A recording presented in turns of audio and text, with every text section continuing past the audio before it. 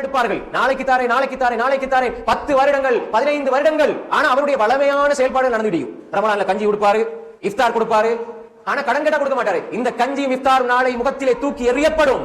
ஒரு அடியான் வெட்டப்பட்டு, அல்லாஹ்வுடைய பாதையில் வெட்டப்பட்டு ஷஹீதாக வெட்டப்படுகிற பொழுது பூமியில ஒரு சொட்டு ரத்தம் முழுவதற்கு முன்னால் அவனுடைய பாவங்கள் எல்லாம் மன்னிக்கப்படும். ஆனால் அல்லாஹ்வுடைய தூதர் சொன்னார்கள், இல்ல தைன், கடனை தவிர கடன் மன்னிக்கப்படாது.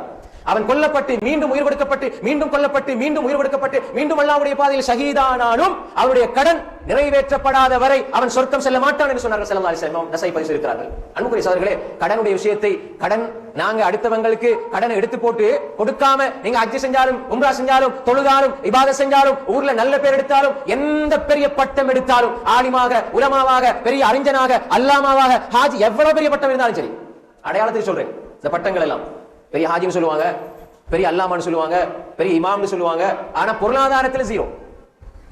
சிலர் என்ன செய்வாங்க, கடன் எடுத்து போட்டு நான் அல்லாஹ்வுடைய பாதையில போறேன்னு போறாங்க. இது நரகத்தினுடைய பாதை.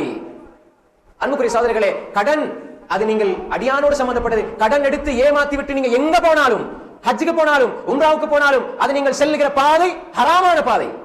அடுத்தவனுடைய 1 ரூபாய் பணத்தை ஏமாத்தி விட முடியாது. கடனாக இருந்தாலும் சரி, வட்டியாக இருந்தாலும் சரி. அன்புக்குரிய சகோதரர்களே, இன்று கடன் சர்வ சாதாரணம்.